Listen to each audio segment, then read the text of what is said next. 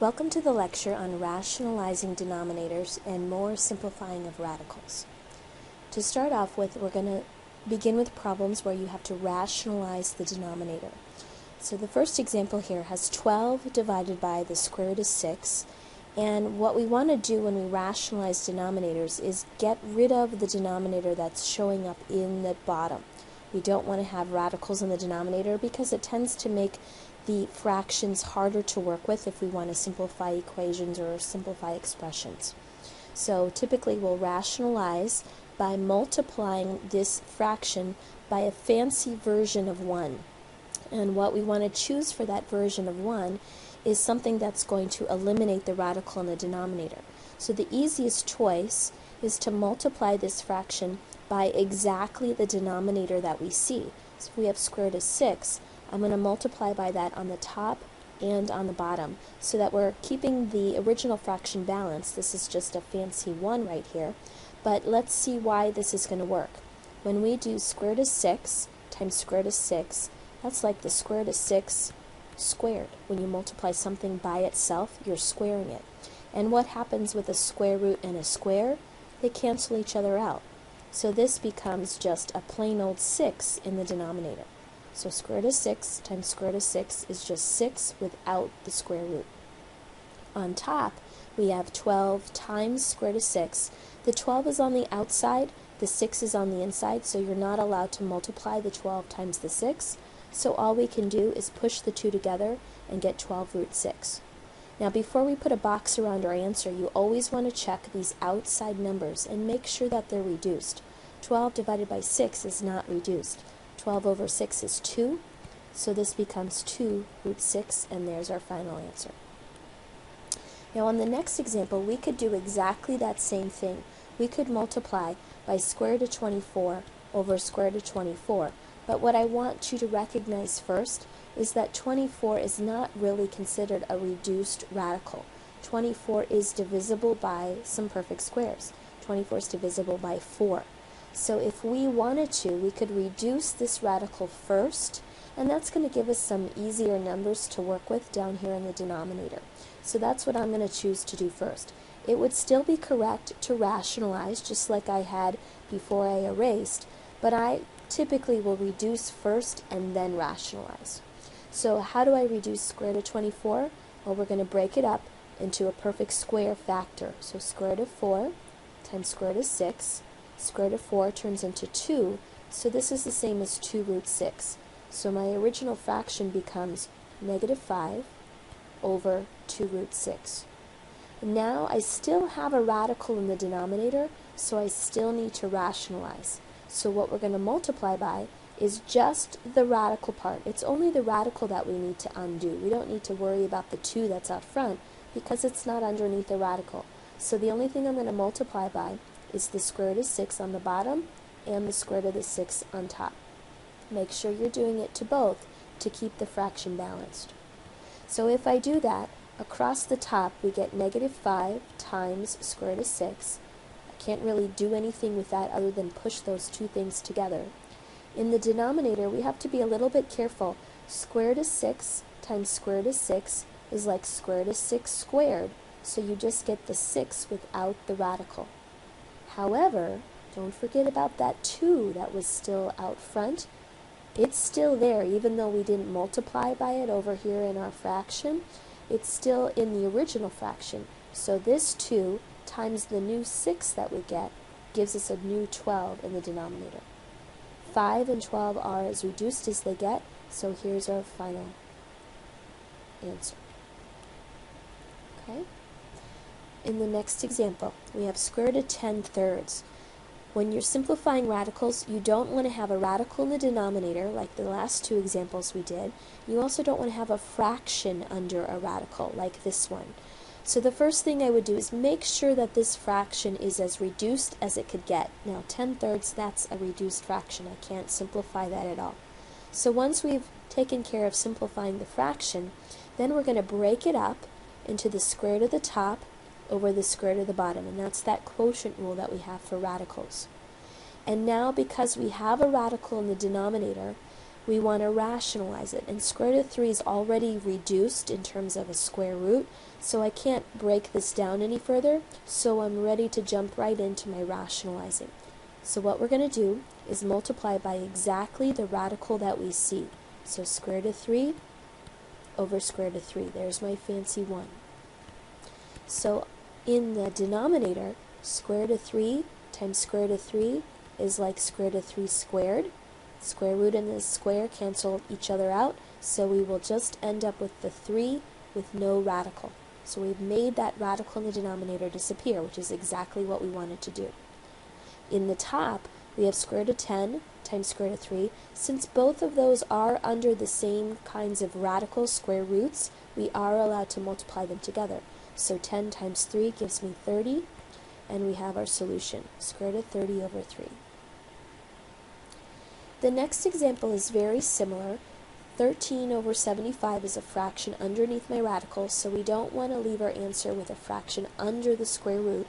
So in order to do this, we'd make sure the original fraction is reduced, which it is. 13 is prime, so I can't reduce this.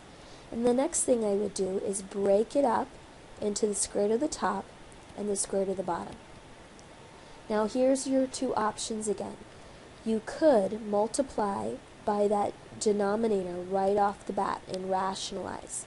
Now notice, if you were to do it that way, you're going to get very large numbers in the top, 13 times 75. So instead of doing that, what I would prefer is to reduce that square root of 75 first. And I know that it's not a reduced radical because 75 is divisible by 25, 25 times 3, and 25 is a nice perfect square. So let's reduce this denominator first. I'm going to break it up into the square root of 25 times the square root of 3. Square root of 25 turns into 5. So this denominator is 5 root 3. So my new expression becomes negative. I'm just carrying that negative along. I'm not really doing anything with it except recopying it each time. Square root of 13 on top, and now we have 5 root 3 on the bottom. So now that the denominator is reduced, I'm going to rationalize. But this time when I multiply, the only radical I need to multiply by is the square root of 3. Don't worry about the 5 because it's not under a radical. So I just need to multiply by root 3 over root 3.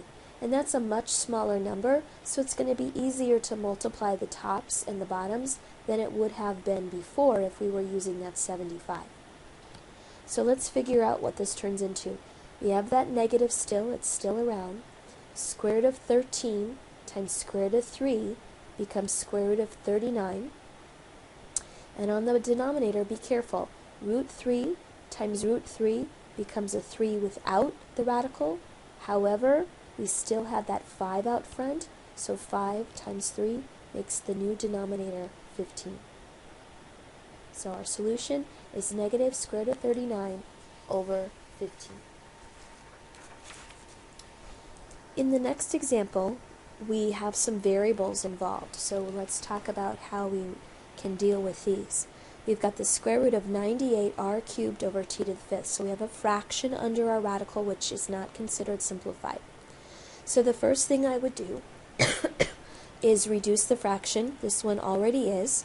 After that, we're going to break it up into the square root of the top over the square root of the bottom. Now, I always prefer to reduce our radicals first before we deal with rationalizing. So if we do that, in the top, let's start with the top, square root of 98, that's not reduced because there's a perfect square that divides into 98. And you may need to use your calculator to check this out, but if you divide your perfect squares into 98, 49 times 2 is 98. So this can be broken up into the square root of 49 times the square root of 2, and I'm also going to take that r cubed and put it under a radical as well. Now let's finish reducing these. Square root of 49 turns into a 7, square root of 2 stays put, and remember, to reduce the square root of r squared, you divide your powers. The index 2 divides into the power 3 once, so we get 1r on the outside, but when you divide 2 into 3, you also get a remainder of 1, so there's still 1r left over underneath. So we're going to get on top, if we just kind of regroup our terms, 7r on the outside and a square root of 2r underneath. So that's my numerator nice and reduced. In the denominator, square root of t to the 5th, 2 divides into 5 twice, so we're going to get a t squared on the outside. But when you divide 2 into 5, there's a remainder of 1, so there's 1t left over. So in the denominator, we're going to have t squared times square root of t. So we reduced the top, we've reduced the radicals in the bottom. We still ended up with a radical in the denominator, so now we have to rationalize. So I'm going to multiply by a fancy 1, and the only radical I have in the denominator is this square root of t, so I'm going to multiply by root t over root t. So in the top, we have this 7r on the outside. That's going to stay put. Underneath, I'm just going to regroup these two together, so we get square root of 2rt. In the denominator, be careful again. Root t times root t is like root t squared, so we lose the radical. We just get the t underneath. However, there was a t squared out front that gets multiplied by this new t. So t squared times t makes the denominator t cubed. Quick check on the outside numbers here. These do not reduce, so we're all finished. Okay, so that's rationalizing. Now the next few examples here are also rationalizing the denominator. However, they're a little bit trickier, a little bit different, because this time we're rationalizing radicals that have an index other than 2. So cube roots, fourth roots, it could be fifth roots or higher.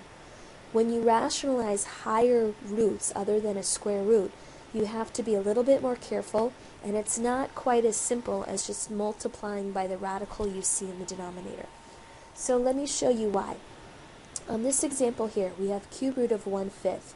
So if we break this up into the cube root of the top over the cube root of the bottom, cube root of 1 is just 1. So we have 1 over the cube root of 5. Now if I looked at this problem and I wanted to rationalize the denominator and get rid of it, you might be tempted to multiply through by the radical that we see in the denominator, which is the cube root of 5.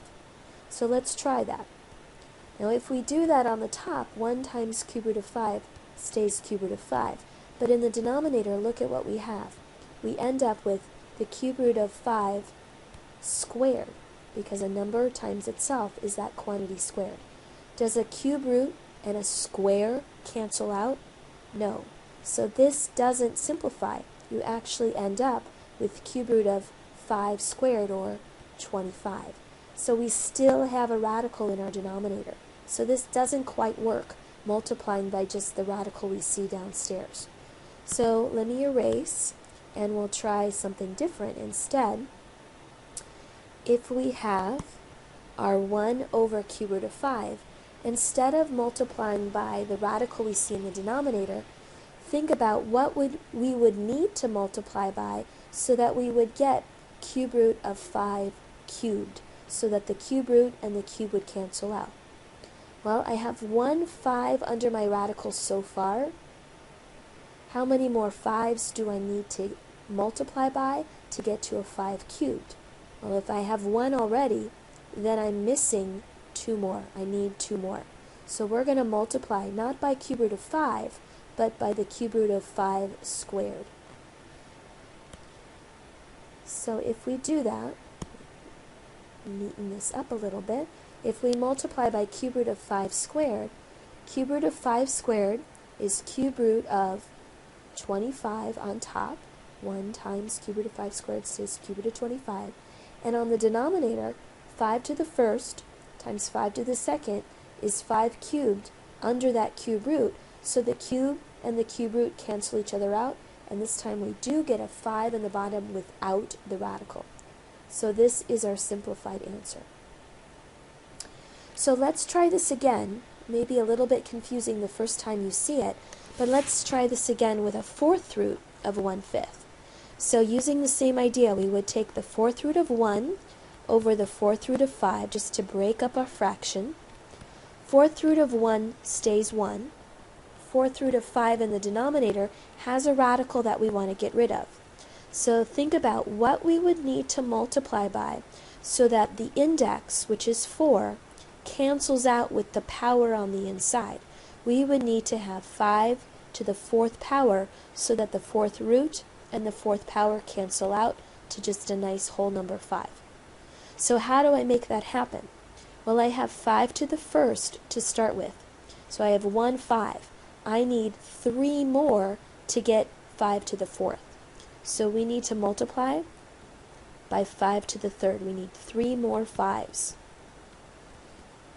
So if we do that, in the denominator, we get 4th root of 5 times 4th root of 5 cubed gives me 4th root of 5 to the 4th. We've got 4 5s total.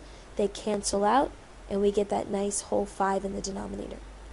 In the top, 1 times the 4th root of 5 cubed is going to stay the 4th root of 5 cubed, and you could simplify that because 5 cubed is 125. So here's our reduced answer. Okay, let's try one more example like that. This time we want the 4th root of 3/4. So we're going to break this up right away into the 4th root of 3 over the 4th root of 4. Now you have a couple options here. If you wanted to, you could think of this as having 1 4, and since we have a 4th root, we would need to get 4 4s, so we're missing 3 more 4s. The problem with that is these numbers start to get quite large when you multiply by 4 to the 3rd power. So instead, think about the number 4. That should ring some bells with you in terms of your perfect squares list. 4 is a nice perfect square. So if you rewrite 4 as a power, a perfect square, 4 is the same as 2 squared. So if we think of this as having 2 2's, how many more 2's do we need to get so that we match our index of 4? Well, if we already have 2, then we need 2 more. So I'm going to multiply by 2 more 2's on the top and on the bottom. So in the denominator, 2 squared times 2 squared is 2 to the 4th, but that's underneath our 4th root. So we get a 4th root of a 4th degree, cancels out, and we just get that nice whole number 2. So the denominator becomes 2 without a radical. In the top, we get the 4th root of 3 times the 4th root of 2 squared, and remember that 2 squared was 4, so 3 times 4 gives you 12, and that's going to stay under that 4th root.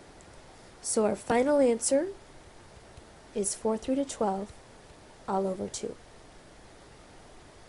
So the trick to these higher power radicals when you're trying to rationalize is look at your denominator and figure out how many of those factors in the denominator do you have and how many more you need to get to match your index.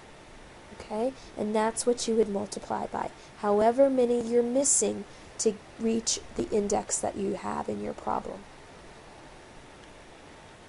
Okay, we're going to switch gears a little bit. We're still going to be rationalizing the denominator, but this time we're going to be working with problems where there is more than one term in the denominator. So if you look at these two examples, what makes them sort of have something in common is you have subtraction and addition between two terms. So if you have more than one term, if you see a plus or a minus sign in your denominator, then you're going to have to rationalize in a slightly different way. What we're going to use to rationalize sums and differences is something called the conjugate. The conjugate is exactly the same denominator that you have, but with the opposite sign in the middle. So if I have 4 minus root 3 originally, then the conjugate is going to be 4 plus root 3. So what we're going to do is we're going to take our original fraction and we're going to multiply by the conjugate on the top and on the bottom. Let's see why this works for us. If we do the denominator, 4 minus root 3 times 4 plus root 3. Look at what we have. We have exactly the same expression on the top and the bottom, or in the two factors. They both have 4s, they both have root 3s. The difference between them is one is positive and one is negative. So this is a difference of squares pattern. So when we go to FOIL this out, all we're going to end up with is that 4 squared, which becomes 16, and that square root of 3 squared. Remember what square root of 3 squared becomes. The square and the square root cancel out, so you just get 3. So we get 4 squared, which is 16. We get root 3 squared, which is 3, and then we have the difference between those two squares. You could also do this by foiling, but what you would notice is that the two middle terms cancel out. So that's why we don't have any middle terms here, and notice we also don't have any more radicals. So when I simplify that denominator, 16 minus 3 gives me 13. And that's exactly what we want. We don't want to have any radicals in our denominator. In the top, what do we have? We have 1 times 4 plus root 3. So that's just going to stay 4 plus root 3. So our solution, 4 plus root 3 all over 13. So let's do the next example the same way. As soon as you see a plus or a minus in your denominator, you must rationalize using the conjugate. So what's the conjugate going to be for this denominator? Well, it's going to look just like the denominator we already have, but change the middle sign. So we're going to have square root of 2 minus square root of 3. So let's take our original fraction, and we're going to multiply by square root of 2 minus square root of 3 on the top and on the bottom.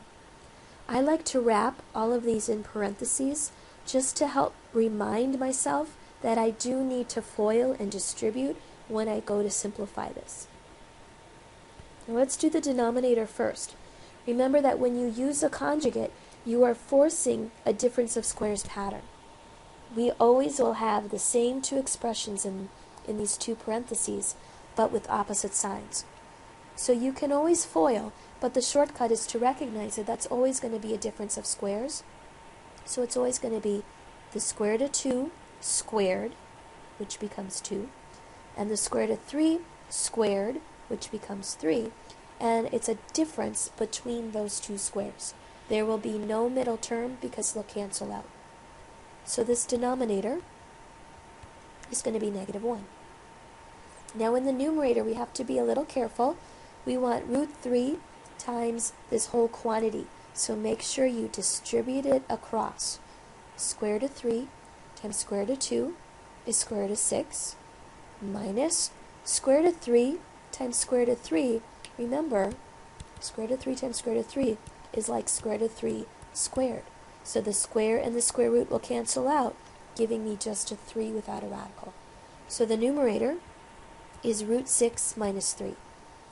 Now this is a correct answer, but it's probably not the answer that is considered simplified or an answer that you would find in a textbook, because we usually don't like to have a negative 1 in the denominator.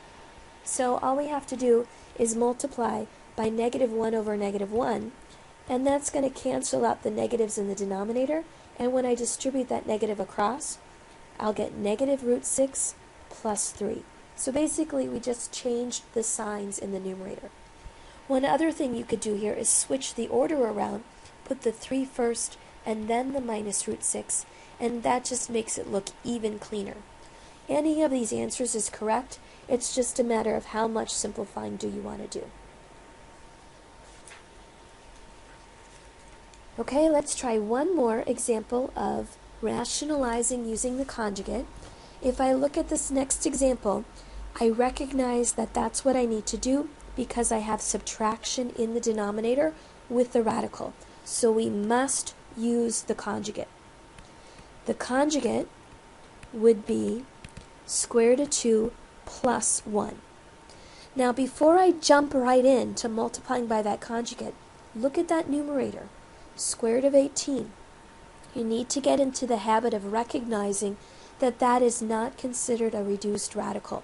18 is divisible by a perfect square. It's divisible by 9.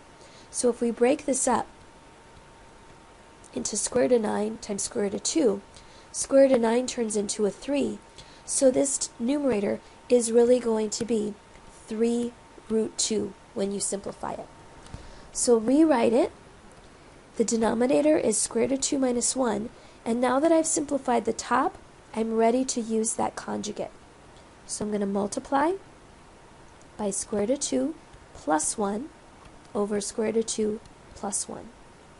Let's put in our parentheses to help remind us to distribute. Let's do the denominator first. Remember, we're going to get that difference of squares pattern.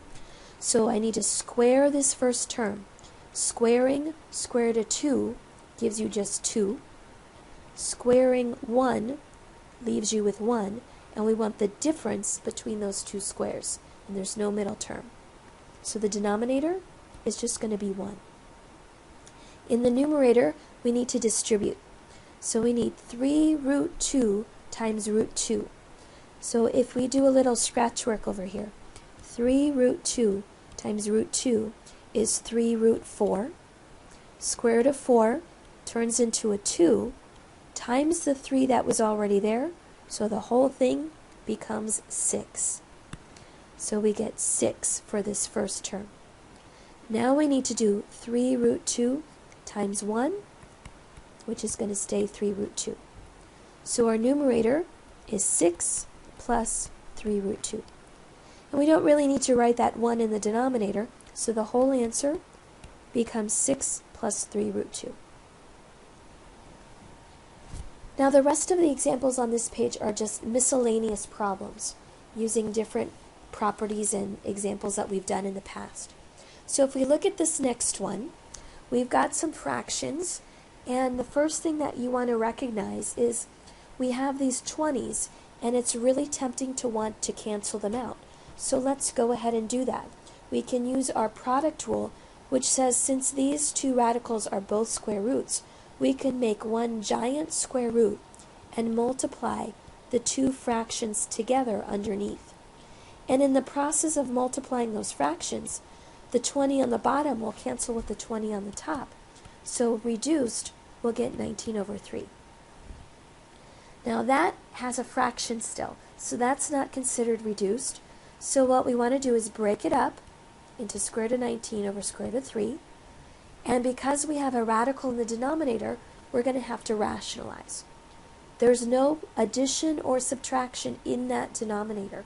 So when we rationalize, this is the easier case, where all we have to do is multiply by the radical that we see in the denominator. So I can multiply by root 3 over root 3. So in the denominator, root 3 times root 3 is root 3 squared, or just 3.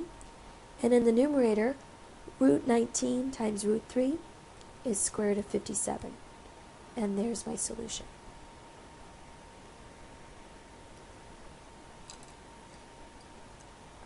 Okay, in the next example, we have a cube root of 3 over 25x squared. Now this fraction is already reduced as it's going to get, so right away I would break it up into the cube root of the top over the cube root of the bottom. Because we have a radical in the denominator, we want to rationalize here. 25 and x squared are not perfect cubes, so nothing down here is going to reduce. However, I would recognize that 25 is a perfect square, so as an alternative, I would probably rewrite 25 as 5 squared x squared. The reason I'm going to think of it that way is because when I go to rationalize here, this is one of the harder cases when you rationalize because we have a cube root. So when we decide what to multiply by, we can't just multiply by the radical we see in the bottom. We have to kind of think about how many factors do we already have and how many more do we need to get up to our index of 3. So if I have 2 5s, I need one more 5 to get 3. If I have 2 x's, I need one more x to get to 3. So what we're going to multiply by is one more 5 and one more x under that cube root. And we're going to multiply by that on the top and on the bottom. So what we get in the denominator is 5 squared times 5 is 5 cubed. X squared times x is x cubed, and that's all under a cube root. The cube roots and the cubes cancel out, so we're just going to get a 5x in our denominator. So we have 5x downstairs. In the top, we have cube root of 3 times cube root of 5x, so those two multiply together to give me a cube root of 15x. Be careful here, this x is under a radical, this x is outside, so we're not allowed to cancel those out. So we just leave our answer like this.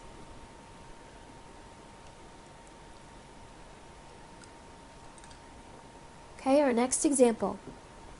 This should look very familiar. It looks just like a distributive property problem, and that's exactly what we're going to do. We're going to take 3 root 7 times 2 root 7 and 3 root 7 times 4 root 5.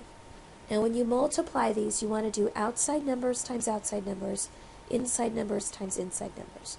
So 3 times 2 is 6, square root of 7 times square root of 7 is square root of 49, which is going to turn into a nice 7 because 49 is a perfect square, times the 6 that was already out front, so the whole thing becomes 42. Then we're going to add to this 3 root 7 times 4 root 5. 3 times 7 is 12. Root 7 times root 5 is root 35.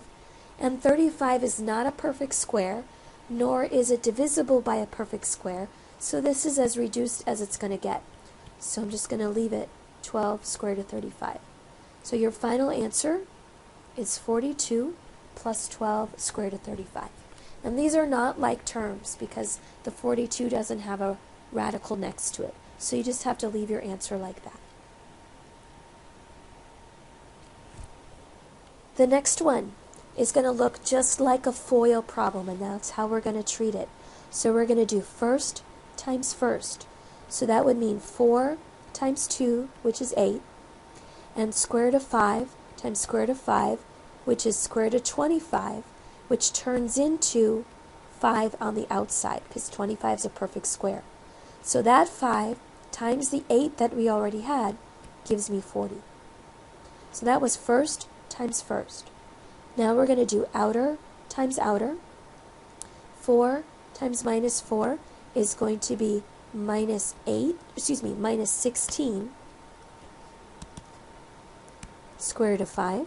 So 4 times 4 is 16, and the root 5 stays put. Then we're going to do inner times inner. Negative 2 times 2 root 5 is negative 4 root 5. And then last times last, negative 2 times negative 4 is positive 8. So we have our 4 terms from our FOIL. And we're not done yet because we have some like terms.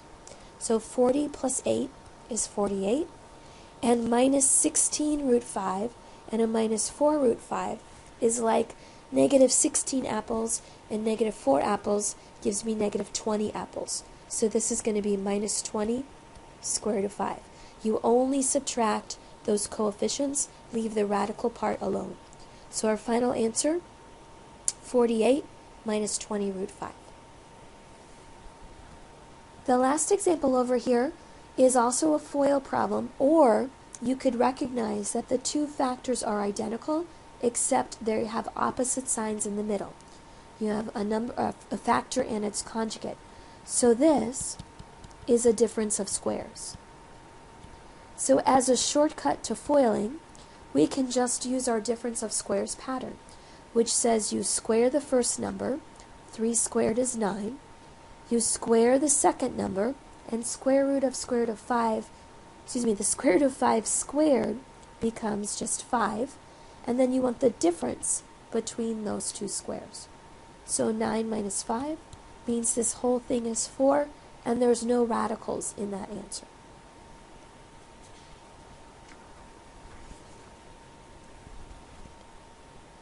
Okay, our next example is almost identical. We have two factors. What's inside the parentheses is identical, except we have opposite signs. So again, this is going to be a difference of squares. So to get our solution, we square the first term.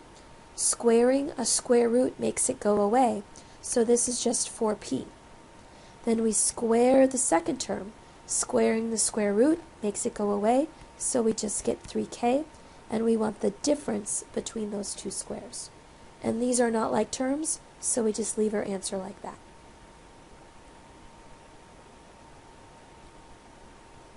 Okay, the last three examples that we're going to do are a little bit different.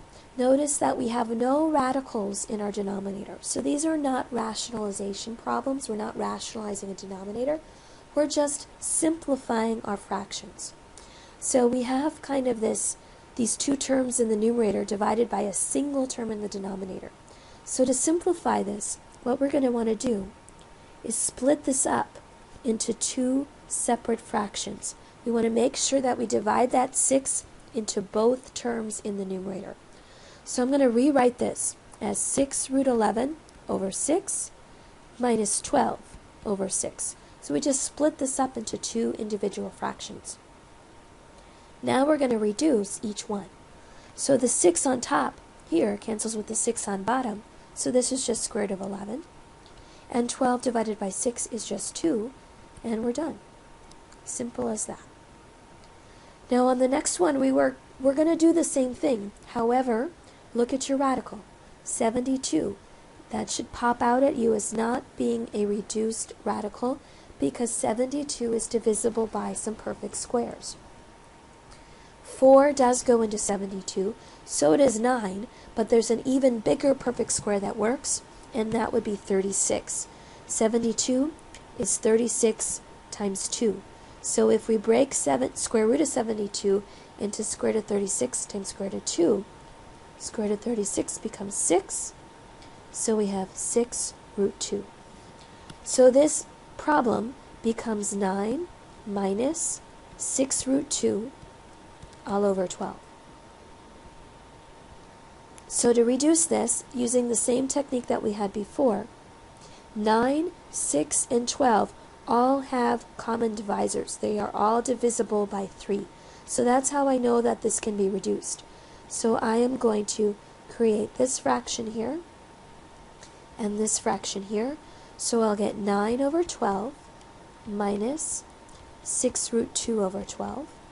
9 twelfths, these are both divisible by 3, so this reduces to 3 fourths. And 6 goes into 12 two times, so this would be root 2 over 2. Now that's one acceptable answer. Let me show you an alternative. Going back to our reduced radical when we changed square root of 72 into 6 root 2. As a separate option, instead of breaking this up into two separate fractions, you can see that 9, 6, and 12, all the numbers on the outside, are all divisible by 3. So let's divide them each by 3. 9 divided by 3 would leave me with 3. 6 divided by 3 would leave me with 2. The square root of 2 is going to stay put. And 12 divided by 3 would leave me with 4. So this is also an acceptable, correct answer. If you compare the two, they're actually identical. However, this first one up here at the top does not have a common denominator. We have a 4 and a 2. If you were to get a common denominator, you would get our bottom answer down below. So they are equivalent, it's just one has a common denominator and one doesn't. Both answers are correct. Okay, for our last example, if we take a look at this, looking at your radical, square root of 6 is a reduced radical, so I can't break that down any further. So we are ready to try and reduce. If you look at your outside numbers, 4, 24, and 20, those are all divisible by 4. So let's go ahead and divide them each by 4. If I divide this 4 on the outside by 4, it's going to cancel out, leaving me just the square root of 6. If I divide 24 by 4, I'm going to have 6 left over. And if I divide 20 by 4, I'm going to have 5 left over. So here's one correct answer. As an alternative, you could split this up into two separate fractions and get square root of 6 over 5 plus 6 over 5. Either way is correct. Okay, the last two things we're going to talk about here are two kind of miscellaneous formulas that sometimes show up in homework problems and tests, and it's good to know this for future math classes. The two formulas we're going to talk about are the distance formula and the midpoint formula.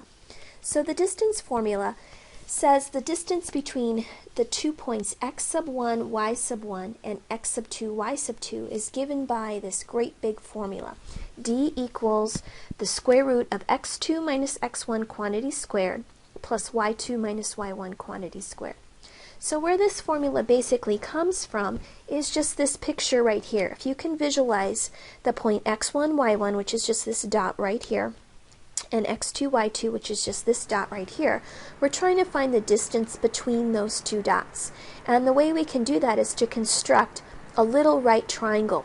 So I drop down this perpendicular right here and this horizontal right here, and that forms a little right angle. So we've got x1 and x2 down on the x-axis and y1 and y2 on the y-axis. So if we look at these side lengths here, this horizontal distance here is the distance between x1 and x2. And since x2 is further to the right, so it's larger, then we could think of this distance as being the larger number, x2, minus the smaller number, x1. So it's just x2 minus x1. Same idea going vertically. We're at a height of y2 on top, and we're at a height of y1 on the bottom. So this vertical distance, or this vertical change, would be y2 minus y1. And so what we've constructed now is a right triangle, and you know from previous problems probably that in any right triangle there's this theorem called the Pythagorean Theorem, which is always true, which says a squared plus b squared equals c squared. The two legs squared and added equal the hypotenuse squared. So if we do that here, the two legs are this horizontal side and this vertical side. So we'd get leg 1, which is x2 minus x1, square it. Leg 2, which is this vertical side, which would be y2 minus y1, square it and add it together. There's our a squared plus our b squared, and then this is supposed to equal our hypotenuse squared. And in this case, that hypotenuse is the distance between those 2 points, so that's our d, and we want to square it. So we have our a squared plus b squared equals c squared. So to get our formula for d, we just need to solve this for d, which requires taking that great big square root. Now it doesn't really matter in these problems whether you do x2 minus x1 or x1 minus x2. The order really doesn't matter, especially because we have those squares in there. So no matter which order you do it, one way you're going to get a positive, one way you're going to get a negative, but those signs are going to get squared away. So I'm just using x2 minus x1 and y2 minus y1 since that's how it's traditionally presented, but it doesn't really matter what order you subtract. So let's try an example. Let's find the distance between the points negative 1, 3 and negative 2, 6. So our formula is distance is square root of x2 minus x1 squared plus y2 minus y1 squared. And now we're just going to substitute in our points. Here, I'll let this be my x2, which would be negative 2, minus this is my x1, so that's going to be a negative 1. Notice here I'm going to get a double negative, so those are going to become plus. And now let's do plus, and now we're going to subtract our y's. Since I started with this x, I'm going to start with this y, 6, and then I'm going to finish with this 3. So that's how it would get initially set up, and now we want to simplify. So negative 2 plus a 1 would be negative 1, and 6 minus 3 is 3. So we've done the subtraction inside the parentheses. Now let's do the exponents. Negative 1 squared is 1, 3 squared is 9. Do the addition, 1 plus 9 is 10. The very last thing you'd want to do is that square root.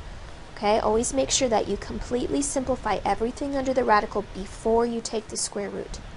Now, square root of 10 is what we would call the exact form. That's a reduced radical since it doesn't have any perfect squares in it. So that would be our exact solution. If you wanted to find a decimal approximation, then you'd have to use your calculator. So let me pull up my calculator. And to do square root of 10, I would just hit second and then use my square root button. Type in 10. If you want to close off the parentheses, whoops, one too many there, hit enter. So it's about 3.162, and I like to give usually at least 2, most of the time 3 decimal places. So the approximation here would be 3.162, or square root of 10 if you wanted the exact answer. Okay, so distance formula, great big square root, subtract the x's and square, subtract the y's and square, and add those two together. The last formula that we're going to look at is kind of similar, but it's called the midpoint formula. And I see a little typo here, so let's fix that. This is the midpoint formula, and we're trying to find the midpoint between x1, y1, and x2, y2. So pretty similar initial information as to the distance formula, but the big difference is that when you're finding a midpoint, you're finding a point. So you're going to have an x and a y value for your answer. Whereas with a distance, you're giving just a number, one single number, that distance for your final answer. So to visualize this, again, here's that x1, y1, here's that x2, y2. So if we draw the line between these, that distance would be the d that we just talked about above. But now what we're finding is the midpoint, which would be right in the middle, and I'll call that x sub m, comma, y sub m. Okay, so you're finding an x coordinate and a y coordinate. Now to find these x and y values for the midpoint, it's just your basic idea of an average in mathematics. So when you think about the average of two numbers, what are we supposed to do? We add them up and we divide by 2. So that's exactly what we're going to do here, except we're going to do it twice. We're going to average the x's, and then we're going to average the y's. Notice one big difference between this formula and the distance formula. Here you're adding the x's, but in the distance formula, we subtract the x's. And we also subtract the y's in distance, but we add the y's in the midpoint. So one common mistake that I see is students forgetting when should I add, when should I subtract. So midpoint, you always want to add them up and divide by 2. So let's try one last example here. Let's find the midpoint between -2, 5 and 4, -6. So this would be -2, 5 and 4, -6, and the midpoint is going to be x1 plus x2 divided by 2 and y1 plus y2 divided by 2. So we're going to add up the two x values. So the two x values are -2 plus 4, and we're going to divide that by 2. And the two y values are 5 plus -6 divided by 2. So if we simplify, -2 plus 4 is 2, and I still need to divide that by 2. 5 plus -6 is -1, and I need to divide that by 2. So my simplified ordered pair would be 1, -1/2. And there's my midpoint. Okay, that concludes our lecture on rationalizing denominators and more simplifying of radicals. Good luck.